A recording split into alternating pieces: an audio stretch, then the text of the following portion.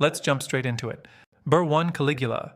This ruler made cruelty feel casual. When Caligula became Roman emperor in 37 CE, people were hopeful. He was young, energetic, and related to a popular general. That optimism lasted only a few months.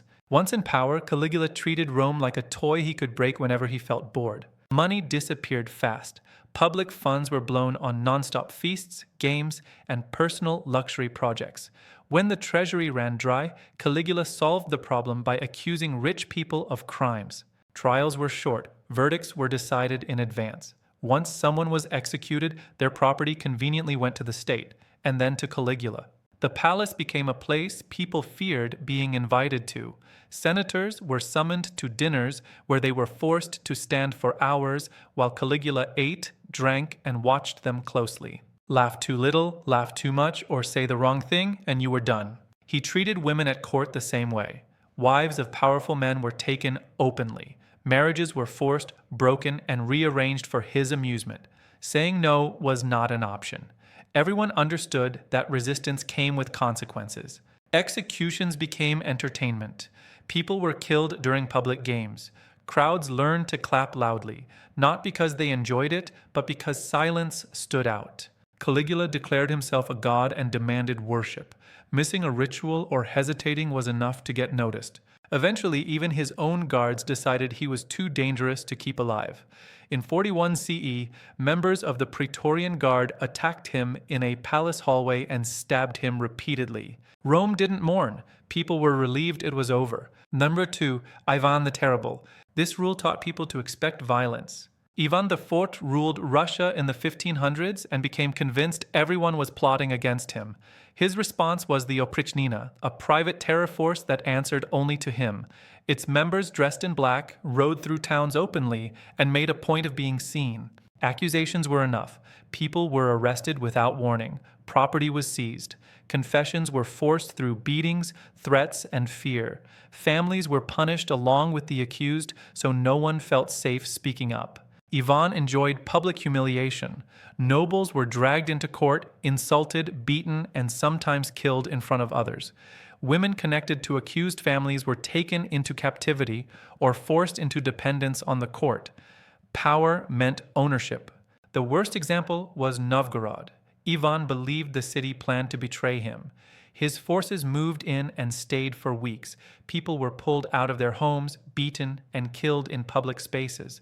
Businesses collapsed immediately. Food stopped moving. Churches were stripped of valuables.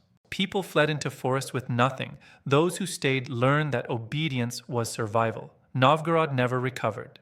By the end of Ivan's reign, officials stopped telling him the truth.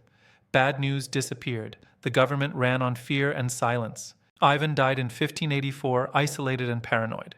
The terror had already done its damage. Number 3, Leopold II of Belgium. This cruelty was organized and deliberate.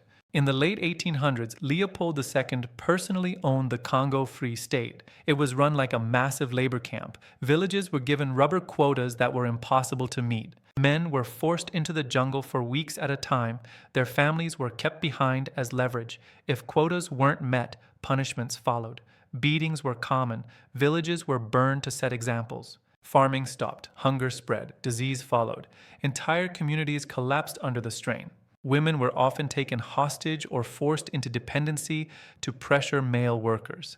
Families were intentionally broken because it made control easier. The system rewarded cruelty because cruelty produced results. Leopold denied everything. Official reports talked about progress and civilization. Europe believed him for years. Only when photographs and first-hand accounts spread did the truth become impossible to ignore. Belgium eventually took control of the territory. Leopold was never punished. He died rich and respected. Millions didn't survive his system. Number 4, Qin Shi Huang. This ruler unified China by crushing everyone underneath him. In the 200s BCE, Qin Shi Huang ended centuries of war and declared himself emperor. He standardized laws, writing, and currency.